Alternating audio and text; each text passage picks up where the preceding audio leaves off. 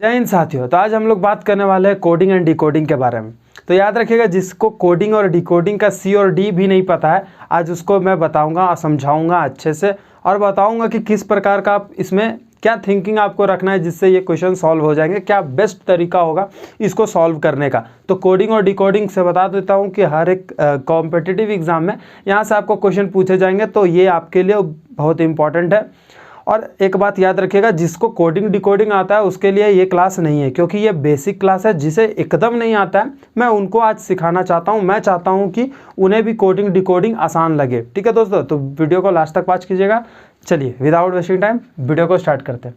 तो अगर कोडिंग और डिकोडिंग का बात करें तो देखिए आपको किस प्रकार का क्वेश्चन पूछा जाएगा कि वहाँ पर एक लिखा हुआ रहेगा, कुछ एक वर्ड लिखा हुआ रहेगा और उसका एक कोडिंग लैंग्वेज लिखा हुआ होगा। ठीक है दोस्तों, मतलब कि सिंपल सी बात है कि बोला जाएगा कि if Ramesh is written as this, मतलब कि रमेश का जो कोड है वो इस प्रकार है, तो आपको बताना पड़ेगा कि ये क्रिएट का कोड क्या होगा। यही है आपका कोडिंग एंड डिकोडिंग। अगर कोडिंग डिकोडिंग से क्वेश्चन पूछता है तो आपको सिंपली इसी तरह रहेगा कि रमेश का एक कुछ दिया हुआ रहेगा या फिर कोई भी वर्ड होगा, जैसे थ्रेड लिखा हुआ है तो इसका भी एक वर्ड लिखा हुआ है, और उसी के नीचे जस्ट आपको एक और वर्ड दिया हुआ रहेगा, बोलेगा कि इसका बताइए कि इसका क्या होगा। तो दोस्तों आपको यहाँ से सबसे पहले इंपॉर्टेंट बात आपको समझना है वो है कि आपको हमेशा इस पैटर्न को देखकर इस पैटर्न का जवाब देना है, आंसर बनाना है। ठीक, यहाँ तक समझ में आ गया होगा। आइए अब देखिए क्या है कि यहाँ पे आपको देखने से ही समझ में आ रहा होगा कि रिवर्स ऑर्डर चल रहा है, क्योंकि देखिए रमेश का उल्टा वर्ड चल रहा है। ठीक है, जैसे कि रमेश का स्पेलिंग ये है, एच है, उसके बाद एस है, उसके बाद ई है, देखिए उसके बाद एम है, तो यहाँ पे एम है, ए है, आर है, आर है। समझ गए? तो सिंपली है कि इस कॉन्सेप्ट में हम समझ गए कि आखिर क्या हो क्या रहा है। तो इसका अगर बात करें तो ई लिखिएगा पहले, फिर टी लिखिएगा, फिर ए लिखिएगा, फिर ई लिखिएगा, उसके बाद आर लिखिएगा, उसके बाद सी लिखिएगा। तो अब आपको समझ में आ गया होगा कि अगर ऐसा क्वेश्चन आपको दिखे तो आप उसको टैकल कर सकते हो। लेकिन अगर बात करें ऐसा क्वेश्चन का तो देखिए और एक इम्पॉर्टेंट बात कि अगर देखिए ये तो आपका रिवर्स ऑर्डर में था ना, तो इसलिए आपको उतना प्रॉब्लम नहीं फेस करना पड़ा, आपने इसको तुरंत कर लिया, क्योंकि इसमें आपको उतना नहीं करना था, क्योंकि सिंपली आपको पता चल गया था कि यहाँ पे रिवर्स ऑर्डर चल रहा है, तो रिवर्स ऑर्डर में आपने इसको कर दिया। लेकिन अगर बात करें थ्रेड का, तो थ्रेड और यहाँ पे ये है, तो मतलब आपको कहीं ना कहीं थोड़ा समझ में नहीं आ रहा होगा। ठीक है, देखिए आप अगर आपको आता है तो ठीक है, आप सॉल्व कर सकते हो, मगर देखिए तरीका मेरा काम है बताना। ठीक है, मैं आपको तरीका बताता हूँ। जैसे थ्रेड लिखा हुआ है तो आप थ्रेड लिख लो। ठीक है, जैसे कि हमने थ्रेड लिखा, TH है, सॉरी।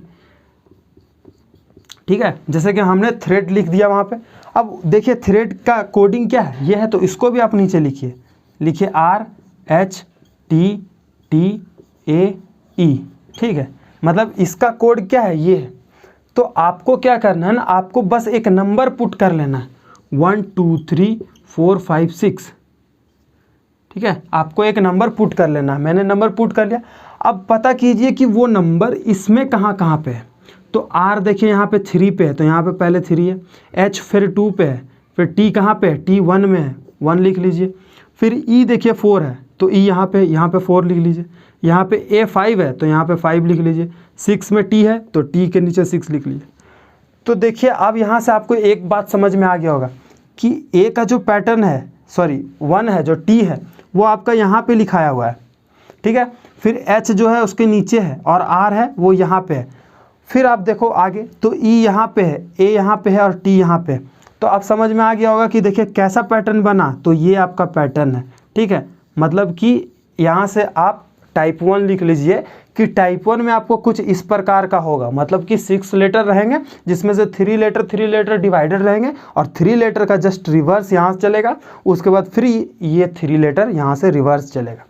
ठीक है, तो ये था आपका फर्स्ट कॉन्सेप्ट। तो इसका अगर बात करें तो क्या होगा, तो ये आपका यहाँ पे आ जाएगा, ये इसके यहाँ आ जाएगा और ये यहाँ पे आ जाएगा, मतलब कि A यहाँ पे होगा, E यहाँ पे होगा और P यहाँ पे होगा। अगर इसी का ना पैटर्न देख के आपको यहाँ का आंसर लिखना है तो ये होगा। अब देखिए R को यहाँ लिखेंगे, फिर Y को आपको यहाँ लिखना है और L को आपको उसी के नीचे लिखना है। तो इसका आंसर क्या हो जाएगा, AEPY LR। ठीक है दोस्तों, अब बताइए कि अब आपको कोडिंग डिकोडिंग समझ में आया कि कोडिंग डिकोडिंग में आपको बस यही करना है पूरे चैप्टर में। पूरे चैप्टर में आपको यही करना है कि आपको पहला पैटर्न देखना है, समझना है कि पहला पैटर्न में हो क्या रहा है। और पहला पैटर्न जब आपको समझ में आ गया कि हो क्या रहा है, उसके बाद आप दूसरा पैटर्न को बना सकते हो। लेकिन आपको पता होना चाहिए कि ऐसे, ये तो आपका एक सिंपल पैटर्न था, ये एक सिंपल पैटर्न था, लेकिन ऐसे बहुत सारे ऐसे पैटर्न आपको आएंगे जो कि थोड़ा डिफ़िकल्ट होगा, मगर आप बेसिक, इसीलिए तो मैं आपको बता रहा हूँ कि आप सोचने का एक क्षमता होता है, उसको आप बढ़ाओ कि ऐसा क्वेश्चन आएगा आपको। मतलब कि अब आपको सोचना है, आपको अब सोचना है कि ये जो है उसके बाद ये लिखाया, इसका जो कोड है ये है, तो आपको सोचना है कि ये कोड को हम लोग किस तरह रिप्लेस करके, किस तरह इंटरचेंज करके हम पुट कर रहे हैं। ठीक है, तो ये आप धीरे धीरे प्रैक्टिस करके आप वहाँ तक पहुँच सकते हो। ठीक है फ्रेंड, तो आइए बात करते हैं। देखिए अभी हम क्या ना कि कॉन्सेप्ट बता रहे हैं, और कॉन्सेप्ट में आपको हम ऐसा बहुत कुछ बता देंगे जिससे आप क्या करोगे कि अब जब भी कोडिंग डिकोडिंग बनाने बैठोगे तो आपको वो बात याद रहेगा, मेरा जो मैं आपको बताऊंगा, जो आपको मैं अभी बताऊंगा, तो उससे क्या है कि आपको वो याद रहेगा, फिर आप उसको अप्लाई करोगे, कोडिंग डिकोडिंग का क्वेश्चन आपको सॉल्व होना स्टार्ट हो जाएगा। ठीक है फ्रेंड्स, तो इसको आप नोट कर लीजिए। पहले तीसरा में क्या लिखा हुआ है, ग्रेट लिखा हुआ है ना, ग्रेट GREAT, और ग्रेट का कोड है GRETA। तो देखिए अभी हम आपको जो बताए थे आपको वही अप्लाई करना है, GREAT ग्रेट।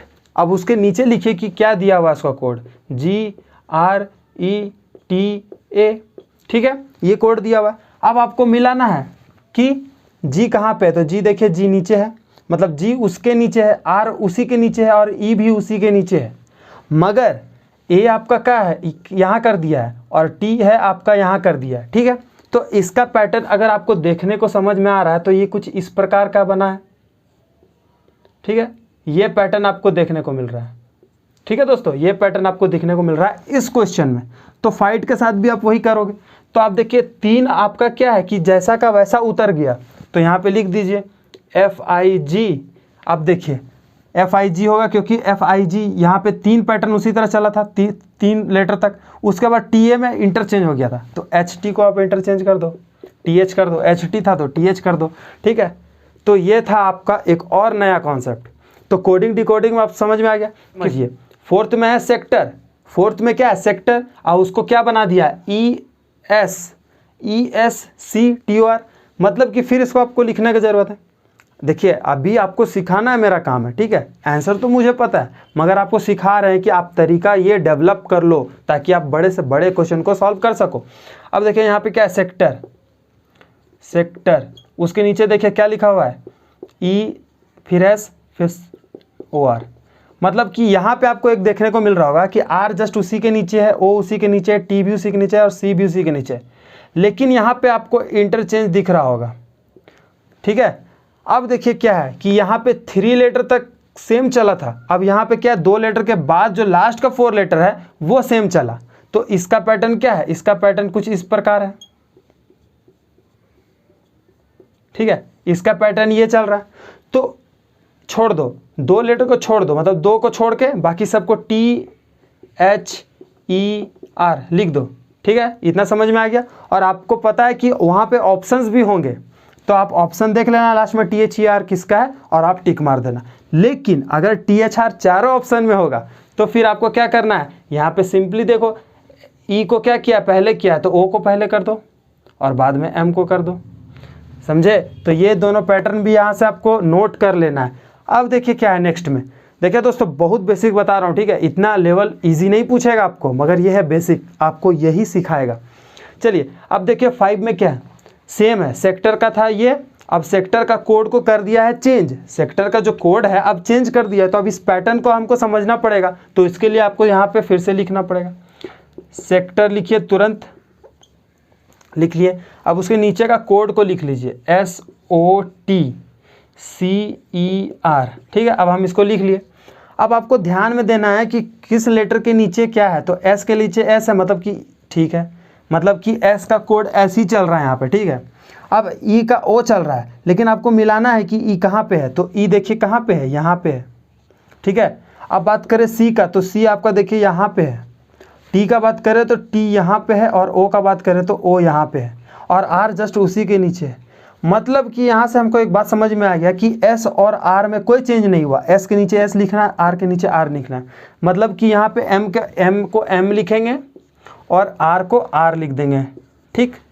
लास्ट वाला चेंज नहीं हुआ। अब उसके बिटवीन में चेंज हुआ कि यहाँ वाला इधर आ गया, और ये है इसके आ गया, और ये है यहाँ पे आ गया। मतलब कि क्या हुआ कि ये जस्ट रिप्लेस हो गया, यहाँ से रिवर्स चलना स्टार्ट हो गया। ये ECTO था इधर से, अब इसका रिवर्स हो गया, ECTO इधर से हो गया, ठीक है। तो अब यहाँ पे लिख दीजिए रिवर्स में, तो यहाँ पे क्या होगा MEHTO, ठीक है दोस्तों। तो ये हो गया आपका आंसर। तो बताइए आपको सही लगा कि नहीं लगा। तो ये आपको सीखना है, ये आपको सोच को डेवलप करना है अगर आप कोडिंग डिकोडिंग सॉल्व करते हो तो इसी प्रकार का क्वेश्चन आपको देखने को मिलेगा। ये आपका स्टार्टिंग है, इसलिए इतना इजी क्वेश्चन आपको मिल रहा है, मगर आप ये सीख जाओगे तो कहीं ना कहीं हार्ड क्वेश्चन को भी सॉल्व करने में आपको टाइम नहीं लगेगा, ठीक है। तो इसको आप पहले नोट कर लीजिए। हाँ दोस्तों, तो अब देखिए फिर से आपके सामने एक क्वेश्चन है। देखिए आप 6 नंबर में क्या है, 6 नंबर में आपको माइट दिया हुआ है MIGHT, ठीक है, और उसका कोड दिया हुआ है GHMTI। तो आपको कुछ नहीं करना है, मैंने जो तरीका बताया वो करना है। क्या करना है, पहले MIGHT और उसके बाद क्या करना है GHMTI लिख लिया। अब आपको क्या करना है कि मैंने बताया था कि M अगर यहाँ पे है तो आपको क्या करना है, ऐसे करना है। मतलब कि आपको मिलाना है कि M कहाँ पे है, उसको एरो दीजिए। फिर I कहाँ पे है, यहाँ पे। फिर T कहाँ है, यहाँ पे। H कहाँ है, यहाँ पे। और G कहाँ है, यहाँ पे। तो दोस्तों क्या आपको यहाँ कुछ पैटर्न नज़र आ रहा है? आ रहा होगा, पैटर्न आपको नज़र में आ रहा होगा, मगर ये पैटर्न कोई सही टाइप का पैटर्न नहीं बन रहा है। देखिए अगर मान लीजिए ऐसे कुछ पैटर्न बन रहा था, ठीक है, ऐसे पैटर्न बन रहा था, या फिर ऐसे पैटर्न बन रहा था, ठीक है, तो इसको हम पैटर्न समझ सकते हैं। ये पैटर्न आपका बन रहा था, ठीक है, ये आपका पैटर्न बन रहा था। ये सब अगर पैटर्न दिखे ना तो ये समझ में आता है कि हाँ ये एक पैटर्न है जिसको समझा जा सकता है और इसको हम नेक्स्ट में अप्लाई कर सकते हैं। मगर दोस्तों ये पैटर्न मेरे को समझ में नहीं आता, ना आपको भी समझ में आएगा। समझ भी लोगे तो ये आपको क्या है ना कि बड़े बड़े लेटर्स में आपको दिक्कत होने वाला है। तो इस तरह का आपको नहीं करना है। जब आपको कोई पैटर्न समझ में ना आए तो सिंपली आपको क्या करना है, देखिए जब आपको कोई पैटर्न समझ में ना आए तो आपको क्या करना है कि M लिखिए, IGHT लिख लिया। अब उसका कोड को लिख लीजिए, लिख लिया। अब उसको नंबर कर दीजिए 1 2 3 4 5, नंबरिंग दे दिया। अच्छा ये दिख रहा है क्या आपको? ठीक है, दिख रहा है। तो देखिए अब क्या है ना कि 1 2 3 4 5 मैंने एक नंबर दे दिया। अब उस नंबर को जो नंबर यहाँ पे है ना उस नंबर को यहाँ पुट कीजिए। तो G कौन से नंबर में है? 3 नंबर में, लिख लीजिए। H 4 पे है, M 1 पे है, I कितना है यहाँ पे है 2 पे, और अगर T का बात करें तो वो 5 पे। ये हमने लिख लिया कि 3 4 1 5 2। ये एक पैटर्न बना कि 3 को हम सबसे पहले लिखेंगे, 4 को सेकेंड में लिखेंगे, फर्स्ट को हम यहाँ पे लिखेंगे, फिफ्थ वन वाले को यहाँ लिखेंगे, और 2 सेकंड जो है यहाँ लिखेंगे। अब वही हम करेंगे किसके साथ? अर्थ के साथ करेंगे। किसके साथ करेंगे? अर्थ के साथ। देखिए तो अर्थ को आप लिख लीजिए सिंपली वे में। अर्थ को आप लिख लीजिए EARTH, नंबरिंग दे दीजिए 1 2 3 4 5। अब देखिए क्या करना है कि ये जो नंबर है ना इसको फॉलो कीजिए। इस पैटर्न में जो नंबर था उसको फॉलो कीजिए। 3 को पहले लिखा हुआ है, 4 को बाद में। 3 को पहले लिख लीजिए R, 4 को लिखिए बाद में। M को देखिए यहाँ पे लिखा हुआ है फर्स्ट में, मतलब फर्स्ट होगा इस पोजीशन में। फर्स्ट लेटर को लिखिए, तो फर्स्ट लेटर में क्या E है क्या? उसके बाद फिफ्थ लेटर में T है, तो यहाँ पे फिफ्थ होगा। फिफ्थ वाले वन में क्या H, फिर जो बच गया लास्ट में 2 बचा, लास्ट में 2 था तो 2 को आप यहाँ पे कर दीजिए A। तो ये हो गया आपका कोड और ये हो गया आपका आंसर यहाँ पे। ठीक है दोस्तों, आप बताइए कि आपको समझ में आया या नहीं आया। ठीक है, अगर समझ में आ गया तो लाइक दीजिएगा दोस्त। तो बताइए ये अच्छा लगा। तो ये है आपका बेसिक। अब ये देखिए अभी हम आपको 2 तरीका बता दिए। एक बताएं कि अगर आपको कुछ ऐसा रिलेट मिले तो आप पैटर्न बनाया करो, लेकिन अगर पैटर्न ना बने तो आप नंबरिंग करो। नंबरिंग से तो आपको पता चल जाएगा कि आखिरकार वो जो 1 2 3 4 था उसका पैटर्न क्या बन रहा था, तो 3 4 1 5 2 बन रहा था। तो ये है आपको पैटर्न, और इस प्रकार से आपको कोडिंग डिकोडिंग को टैकल करना है। चलिए बढ़ते हैं। देखिए यहाँ पे आपको डाउटर लिखा हुआ है, उसका बन रहा है TERDAUGH, ठीक है। तो देखिए आपको कहीं ना कहीं ये आपको खुद ही नज़र आ रहा होगा कि लास्ट का जो 3 वर्ड है उसको हमने स्टार्ट किया TER से, ठीक है। TER से जो लास्ट का 3 वर्ड्स था, 3 लेटर्स था, उससे हमने स्टार्ट किया, और DAUGH मतलब कि उसके बाद के जितने भी लेटर बच गए थे उसको उठाकर लास्ट में रख दिया, ठीक है। इसलिए हम इसको ये तरीका को भी हम इससे अपना सकते हैं। ये जो हम तरीका बताया ना, इसको इस पर भी अप्लाई कर सकते हैं नंबरिंग करके। मगर दोस्तों अब सोचिए आप खुद कि ऐसा क्वेश्चन अगर आपको दिखेगा तो आप इतना करोगे तो टाइम वेस्ट होगा कि नहीं, क्योंकि देखिए इसमें हमको क्या थोड़ा सोचना पड़ रहा था, तो हमने इसको किया और आंसर निकाला। मगर ये आपको साफ साफ नज़र आ रहा है कि लास्ट का जो 3 लेटर है उसको फर्स्ट में किया, उसके बाद बाकी को एज यूजुअल लिख दिया। तो वही चीज़ तो आपको यहाँ एप्लीट्यूड के साथ करना है। UDE को ऐसे ही लिख दीजिए, UDE लिख दिए, UDE। अब जो बच गया उसको एज यूजुअल उठा के रख दीजिए, APTIT। समझे दोस्त? तो अब बताइए कि आपको आज का क्लास से कुछ सीखने को मिला या नहीं मिला। तो ये है तरीका, ठीक है। यही आपको सीखना है कि अगर देखिए क्वेश्चन के हिसाब से आपको चलना है, कोडिंग डिकोडिंग हो या फिर कोई भी रीजनिंग का हो, मैथ्स हो, जी को, कैसा भी क्वेश्चन हो, आपको किसके हिसाब से चलना है? क्वेश्चन के हिसाब से चलना है। तो देखिए इस क्वेश्चन में था तो हमने ये अप्लाई किया, ये क्वेश्चन में था तो यहाँ पे भी हम आपको एक अलग तरीका बताएं कि किस तरह आपको सोचना है। तो जिस तरह भी आप सोचो, लेकिन एक बात याद रखना कि आपका टाइम लिमिटेड रहेगा एग्जामिनेशन में। और मैं आपको हमेशा बताता हूँ कि मैं रेलिवेंट चीज़ बताता हूँ और आपको तरीका बताता हूँ कि आप एग्ज़ाम में कैसे उस चीज़ को जल्दी वे में कर सकते हो, ठीक है। ये मैं आपको हमेशा बताता हूँ। ऐसा नहीं है कि मैं सिर्फ पढ़ाता हूँ, आपको कॉन्सेप्ट देता हूँ, मैं आपको वो चीज़ बताता हूँ कि हाँ जो रियलिटी है कि एग्जामिनेशन पॉइंट व्यू में आपका क्या थिंकिंग रहेगा, तब जाके आप उस चीज़ को करोगे।